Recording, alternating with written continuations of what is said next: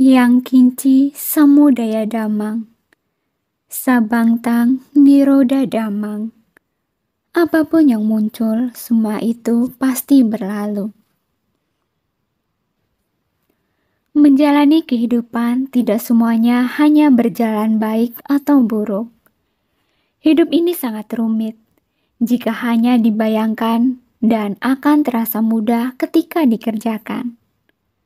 Bisa pula sebaliknya, hidup akan terasa sangat mudah ketika dibayangkan, namun sulit ketika dijalankan. Dalam memandang kehidupan dapat diibaratkan seperti bunga mawar. Bunga yang indah namun berduri pada tangkainya. Bagi orang yang optimis akan menganggap bahwa dunia ini dipenuhi oleh mawar. Bagi orang yang pesimis akan menganggap bahwa hidup ini dipenuhi dengan duri.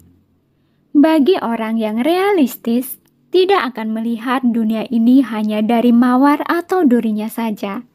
Akan tetapi, ia memandang hidup ini dipenuhi oleh mawar-mawar yang indah bersama dengan duri-duri yang tajam. Ia akan memandang bunga mawar apa adanya.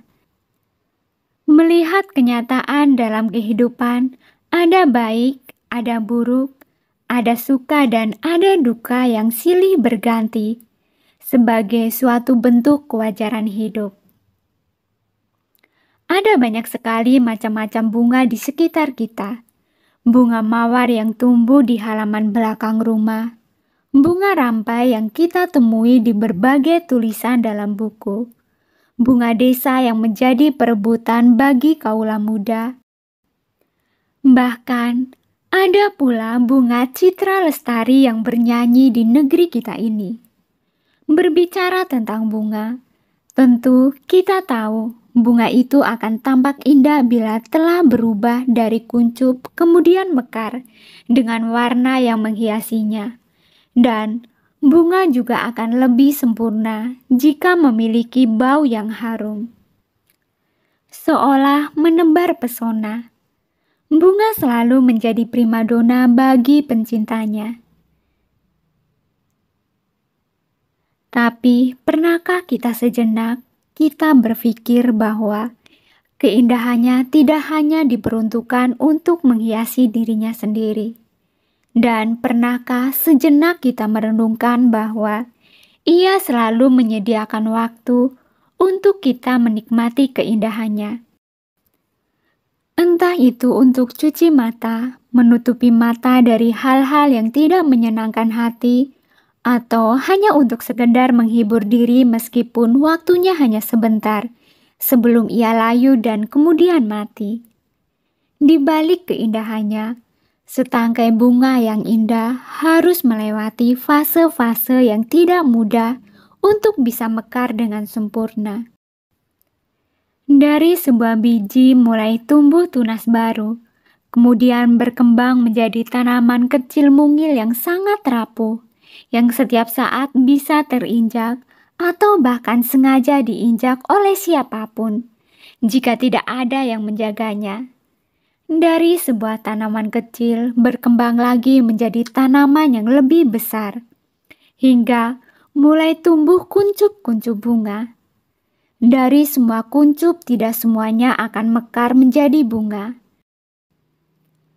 Akan ada beberapa kuncup yang bertahan dari berbagai kondisi maupun gangguan seperti angin kencang kemudian rontok, kekurangan air kemudian layu sebelum mekar, atau bahkan karena dimakan hama sehingga kuncup-kuncup itu hilang tidak berbekas. Sisa-sisa kuncup bunga yang bertahan itulah yang akan mampu mekar menjadi bunga yang sempurna dan siap dinikmati oleh setiap pasang mata yang melihatnya, yang pada akhirnya bunga itu akan layu dan mati begitu saja. Kehidupan sebagai manusia tidak jauh berbeda dengan keadaan bunga tersebut.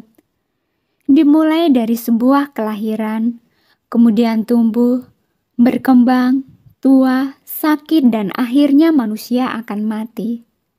Namun sebelum kehidupan ini berakhir, Tentunya, seseorang perlu memahami tujuan dari kehidupan yang sesungguhnya.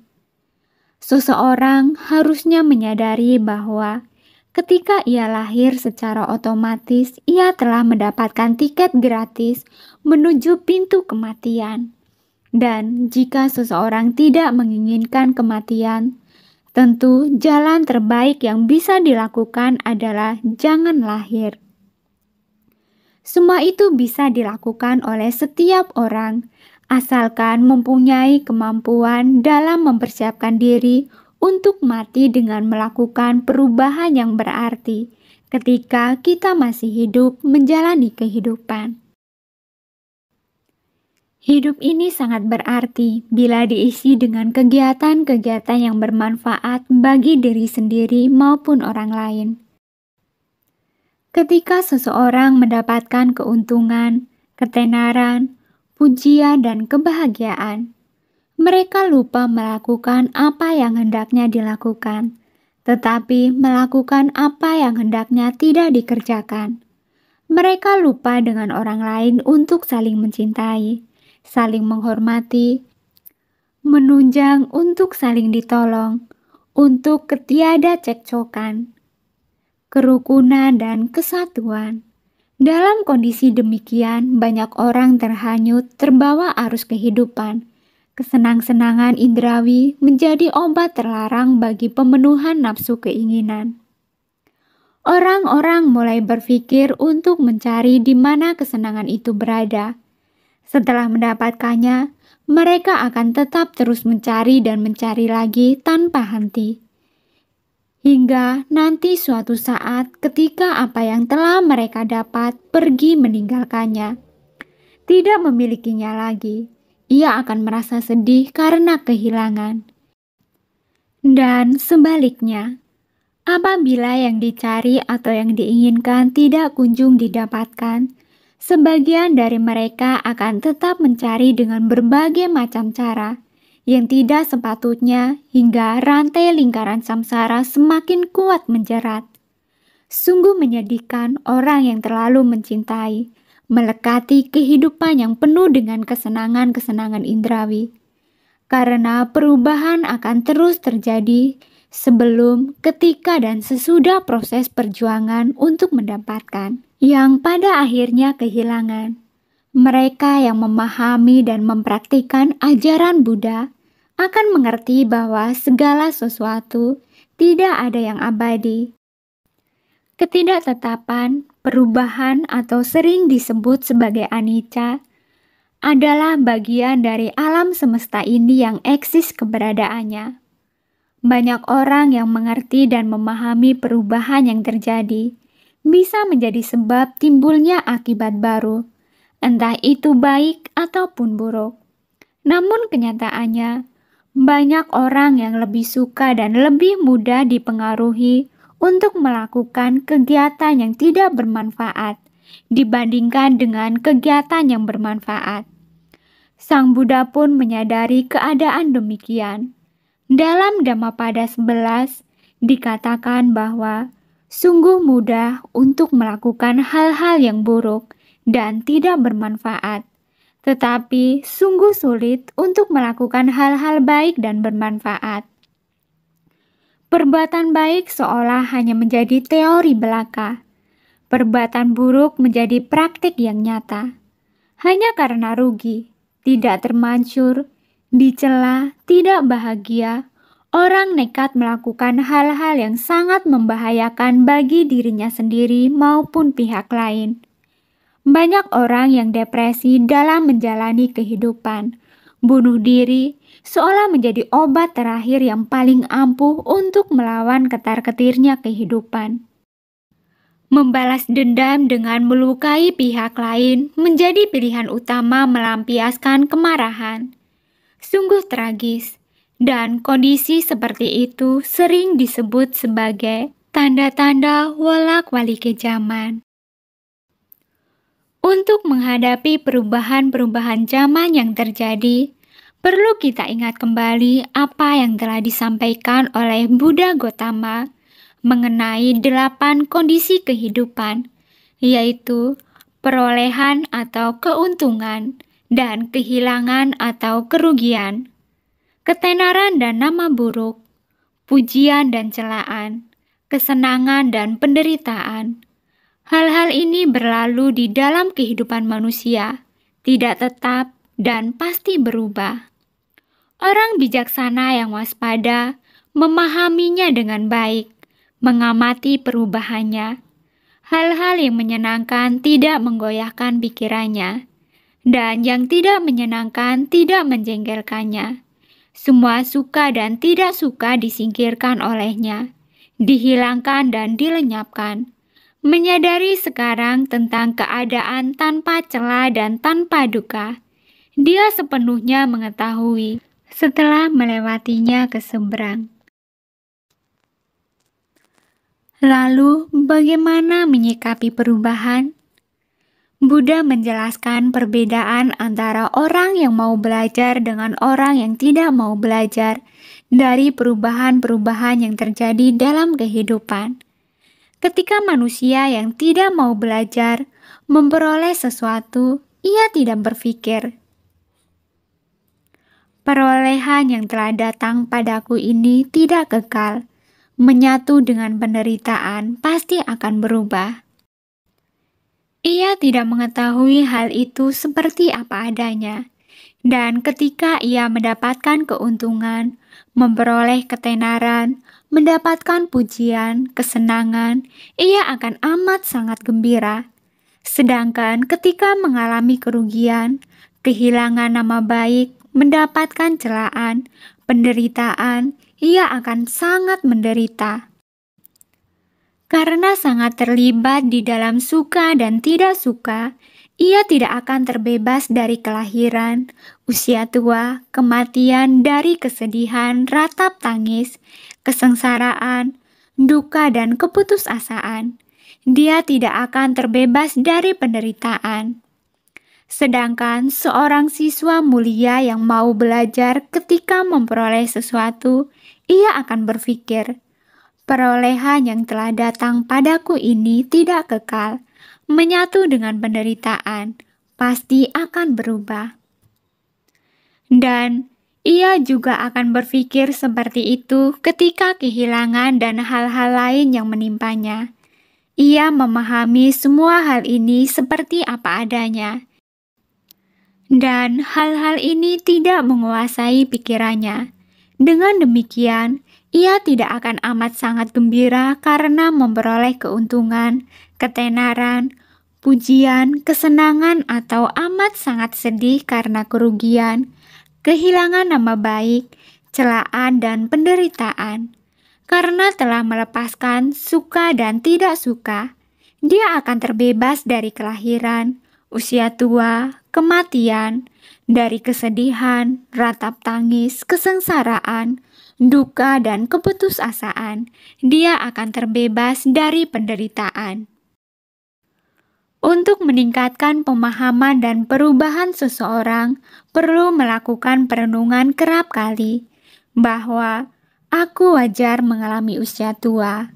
Aku takkan mampu menghindari usia tua. Aku wajar menyandang penyakit. Aku takkan mampu menghindari penyakit. Aku wajar mengalami kematian. Aku takkan mampu menghindari kematian. Segala milikku yang kucintai dan kusenangi wajar berubah, wajar terpisah dariku. Aku adalah pemilik perbuatanku sendiri, terwarisi oleh perbuatanku sendiri, lahir dari perbuatanku sendiri, berkerabat dengan perbuatanku sendiri, tergantung pada perbuatanku sendiri. Perbuatan apapun yang akan kulakukan, baik ataupun buruk, perbuatan itulah yang akan kuwarisi. Belajarlah menerima apa adanya. Dengan berbagai masalah yang muncul, mulailah untuk menerimanya. Misalkan seorang pemimpin memberi nasihat kepada bawahannya, orang tua kepada anaknya, guru kepada muridnya, senior kepada juniornya, atau kakak kepada adiknya. Ketika seorang kakak menasehati adiknya, "Dik, nanti kalau sudah besar, jangan nakal ya. Jangan seperti kakak yang berani dengan orang tua, membantah nasihat orang tua." Pertanyaannya ialah, bagaimana jika sang adik ini tidak berubah sesuai dengan harapan yang dinasehatkan sang kakak? Sampai kapan sang adik akan patuh dengan nasihat yang telah dikatakan sang kakak? Tidak masalah jika sang kakak adalah tauladan yang baik. Tetapi bagaimana jika kakaknya sendiri bukanlah orang yang patut dijadikan sebagai tauladan yang baik? Siapa yang bersalah? Siapa yang mau bertanggung jawab? Tentu, ini akan menjadi dilema antara adik yang sulit dinasehati atau kakak yang tidak bisa memberikan tauladan yang baik. Sang Buddha pernah mengatakan, sebagaimana ia mengajar orang lain, demikianlah hendaknya ia berbuat. Setelah dapat mengendalikan dirinya sendiri dengan baik, hendaklah ia melatih orang lain. Sesungguhnya amat sukar mengendalikan diri sendiri. Oleh karena itu, sebelum jauh melangkah untuk menjadi seorang tauladan yang baik, langkah awal yang harus dimulai adalah menerima apa adanya kekurangan diri sendiri dan orang lain. Artinya ialah berani mengakui bahwa setiap orang itu memang unik dengan berbagai kelebihan dan kekurangan yang ada di dalamnya. Setelah kita mampu menerimanya, akan lebih mudah bagi kita ketika orang lain tidak sesuai dengan harapan. Kita tidak terlalu larut dalam kesedihan, dan ketika orang lain sesuai dengan harapan, kita juga tidak terlewat senang sehingga kita lupa bahwa suka dan duka itu sangat dekat dan pasti berubah untuk berlalu.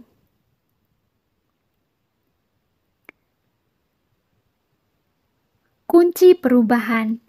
Ingat, ini pun akan berlalu dan berubah. Begitu pula orang bodoh bisa menjadi pandai, orang miskin bisa menjadi kaya, dan yang jahat bisa berubah menjadi baik. Orang berani melakukan hal yang buruk bersumber dari keserakahan, kebencian, kegelapan batin yang disebabkan karena ego yang masih tinggi. Misalkan, dulu ia seorang anak yang penurut karena keserakahan dan kebenciannya belum terpancing. Sekarang, ia sering melawan orang tua. Semua itu tidak lepas dari pengaruh keserakahan, kebencian, dan kegelapan batinnya yang terpancing oleh pergaulan, ide-ide, tingkah laku orang-orang yang berada di sekitarnya. Didasari perasaan tidak puas, ia akan mulai mencela, memandang rendah, dan tidak menghormati orang lain.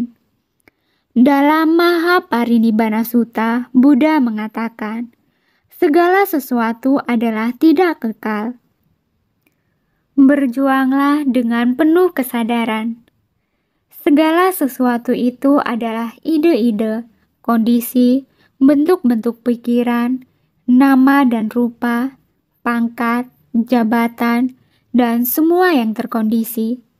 Jelas bahwasanya perjuangan yang disertai dengan kesadaran sangat penting sebagai kunci melakukan perubahan di dalam perubahan. Perubahan sama dengan kesempatan. Adanya suka duka adalah bagian dari kehidupan ini.